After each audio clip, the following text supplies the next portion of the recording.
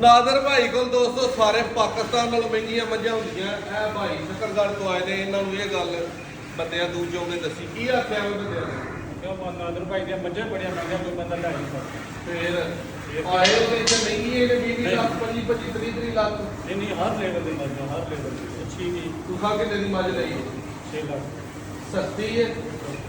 ਭਾਈ ਨੂੰ ਗਾਰੰਟੀ ਦਿੱਤੀ ਹੈ 6 ਲੱਖ ਦੀ ਮੱਝ ਲਈ ਹੈ, 13 14 ਕਿਲੋ ਦੁੱਧ ਦੀ ਗਾਰੰਟੀ ਹੈ। ਘਰ ਗਈ ਦੀ ਜੇ ਜਾ ਕੇ ਵੀ 15 ਦਿਨ ਦੁੱਧ ਨਾ ਪੂਰਾ ਹੋਏ ਤੇ ਮੱਝ ਲੱਦ ਕੇ ਵਾਪਸ ਲੈ ਕੋ ਆਖੇ ਮਹਿੰਗੀ ਹੈ ਤਾਂ ਵੀ ਲੈ ਆਉਣੀ ਹੈ। ਥਾਣੇ ਇੱਥੇ ਪਾਸ ਕਰ ਲੈਣੇ ਨੇ ਡੰਡੇ ਤੇ। ਥਾਣਾ ਨੂੰ ਕੋ ਤੁਹਾਡੇ ਕੋ ਵਾਧਾ ਘਾਟਾ ਹੋ ਗਿਆ, ਬੱਚਾ ਮਰ ਗਿਆ, ਮੱਝ ਜਾਣੇ ਤੇ ਤੁਸੀਂ ਜਾਣੋ ਕੀਤੀ ਆ ਪਾਸ ਪੂਰੀ ਡੰਡੇ ਤੇ ਐਨ ਮੂੰਹ ਕਰਕੇ ਦੱਸ। ਡੰਡੇ ਦੇ ਪਾਸ ਆ ਜੀ, ਪਾਸ ਆ। ਉਹ ਦਿਖਾਓ ਜੀ ਜਰਾ ਜਾਨਣਾ ਕਰ ਲਓ ਤੇ ਕਿਸਮਤ ਦੀ ਗੱਲ ਹੋਵੇ। ਪੂਰੀ ਚੜਦੀ ਹੈ ਕਿ ਨਹੀਂ ਹੈ? ਚੋ ਜਰਾ ਘੱਟ ਕੇ ਹੁਣ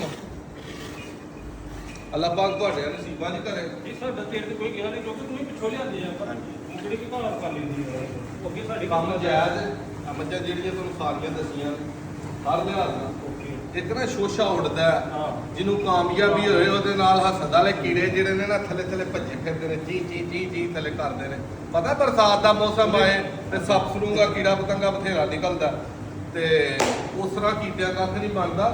ਜਿਨ੍ਹਾਂ ਨੂੰ ਨਾ ਅੱਲਾ ਨੇ ਦੇਣਾ ਹੋਏ ਉਹਨਾਂ ਨੂੰ ਮਿਲਦਾ ਹੀ ਮਿਲਦਾ। ਅੱਲਾਹ ਪਾਕ ਜਿਹੜੇ ਭਰਾ ਨੇਕ ਨੀਤੀ ਨਾਲ, ਇਮਾਨਦਾਰੀ ਨਾਲ, ਮੁਖਲਸੀ ਨਾਲ ਤੇ ਬੰਦਿਆਂ ਦੀ ਕਦਰ ਕਰਨ ਦੇ ਨਾਲ ਕੰਮ ਨੂੰ ਲੱਗੇ ਨੇ, ਉਹਨਾਂ ਨੂੰ ਬਰਕਤਾਂ ਹੀ ਬਰਕਤਾਂ ਰੱਬ ਹੁੰਦੀਆਂ ਨੇ।